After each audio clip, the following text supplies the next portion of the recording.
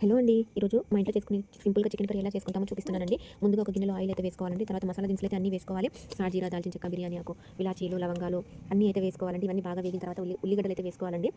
ఉల్లిగడ్డలు కూడా బాగా వేయించుకోవాలండి. కొద్దిగా సాల్ట్ అయితే వేస్తున్నానండి బాగా వేగడానికి. తర్వాత కొద్దిగా పసుపు అయితే వేసుకోవాలండి.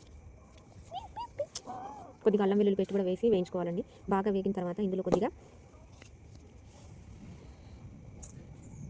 పచ్చిమిర్చి, కరివేపాకు కూడా వేసుకొని బాగా వేగిన తర్వాత కారం కూడా వేసుకొని బాగా వేయించుకోవాలండి. ఈ విధంగా వేగిన దాంట్లో చికెన్ అయితే వేసి బాగా కలుపుకోవాలండి. బాగా కలిపి కాసేపు మూత పెట్టుకొని బాగా ఉడికించుకోవాలి. చికెన్‌లో ఆయిల్, వాటర్ అన్నీ తేలేంత వరకు బాగా ఉడికించుకోవాలండి. ఈ విధంగా చికెన్ అయితే బాగా ఉడికించుకోవాలండి. మేమైతే ఇందులో వాటర్ అయితే ఏమీ వేయట్లేదు. ఇందులో కొద్దిగా కొబ్బరి పొడి, గరం మసాలా, ధనియాల పొడి వేసి అయితే బాగా ఉడికించుకోవాలండి. ఈ విధంగా బాగా ఉడికించుకున్న తర్వాత మేము ఇందులో వాటర్ వేయట్లేదు కాబట్టి చివరిగా కొద్దిగా నిమ్మరసం అయితే వేసుకోవాలండి. ఈ విధంగా వేసుకొని ఒక 2 మినిట్స్ ఉండి దింపేయాలండి. అంతే అండి. ఎంతో రుచికరమైన చికెన్ కర్రీ అయితే రెడీ అయిపోయింది. మీకు నచ్చితే